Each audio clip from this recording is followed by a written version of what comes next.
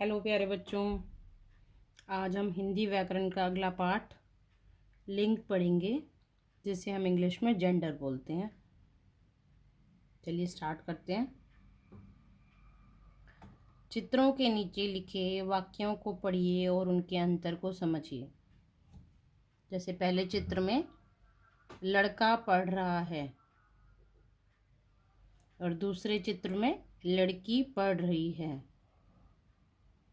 तो पहले चित्र में लड़का एक पुल्लिंग शब्द है और जबकि दूसरी पिक्चर में जो लड़की है वो स्त्रीलिंग शब्द है। नेक्स्ट पिक्चर में देखेंगे अध्यापक पढ़ा रहे हैं और लास्ट पिक्चर में अध्यापिका पढ़ा रही है। लड़की और अध्यापिका दोनों स्त्रीलिंग शब्द हैं।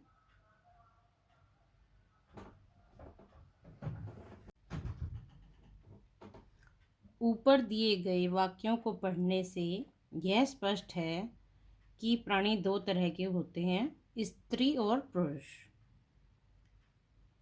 लड़का और अध्यापक पुरुष जाति के शब्द हैं, लड़की और अध्यापिका स्त्री जाति के शब्द हैं। तो अब हम लिंग की परिभाषा सीख लेते हैं। स्त्री या पुरुष जाति का बोध कराने वाले संज्ञा शब्द लिंग कहलाते हैं। लिंग के भेद।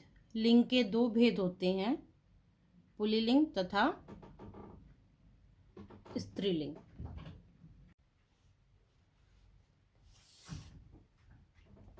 पुरुष जाति का ज्ञान कराने वाले संज्ञा शब्द पुल्लिंग कहलाते हैं, जैसे लड़का, गुड्डा, राजा, चूहा, बैल आदि।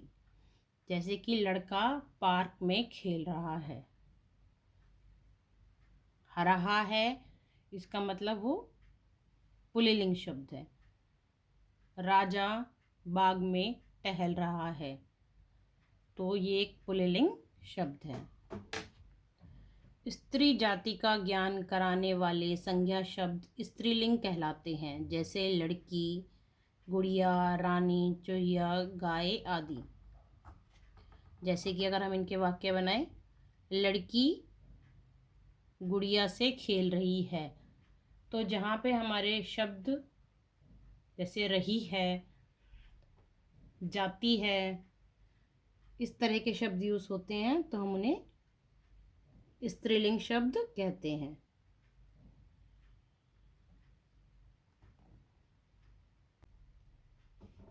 आइए लिंग के कुछ उदाहरण समझें। जैसे पिता, माता, दादा, दादी। जैसे दादा सैर करने गए हैं, दादी सैर कर रही हैं। तो इससे आप पता लगा सकते हैं कि ये स्त्रीलिंग है या पुल्लिंग है। नाना, नानी, चाचा, चाची, मामा, मामी, अध्यापक, अध्यापिका, लेखक, लेखिका, गायक, गायिका, माली, मालिन, धोबी, धोबिन, बालक, बालिका, कवि, कवियत्री, घोड़ा, घोड़ी, मोर, मोरनी, हाथी, हथिनी, हंस, हंसिनी, चूहा, चूहिया, ग्वाला, ग्वालिन, श्रीमान, श्रीमती, राजा, रानी, पुरुष, स्त्री, नाग, नागिन, मुर्गा, मुर्गी, पुत्र, पुत्री।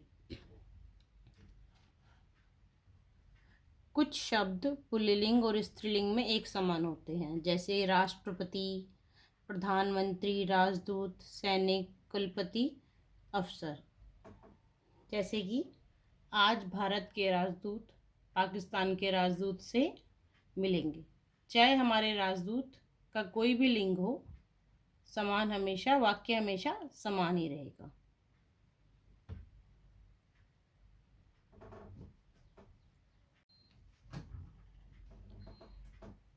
अभी तक हमने सीखा है स्त्री या पुरुष जाति का ज्ञान कराने वाले शब्द लिंग कहलाते हैं। लिंग दो तरह के होते हैं, पुल्लिंग और स्त्रीलिंग। कुछ शब्दों के लिंग नहीं बदलते, जैसे हमने पढ़ा था भी राजदूत, प्रधानमंत्री, राष्ट्रपति और अफसर। जिनके लिंग नहीं बदलते उनके वाक्य में हमेशा लिंग सेम प्रकार से ही आप समान प्रकार से आप यूज़ करेंगे। धन्यवाद प्यारे बच्चों। अगर आपका कोई डाउट है तो आप कमेंट सेक्शन में पूछ सकते हैं। प्लीज़ अगर आपने चैनल को अभी तक सब्सक्राइब नहीं किया है तो चैनल को सब्सक्राइब कीजिए। Keep watching and keep studying. Thank you.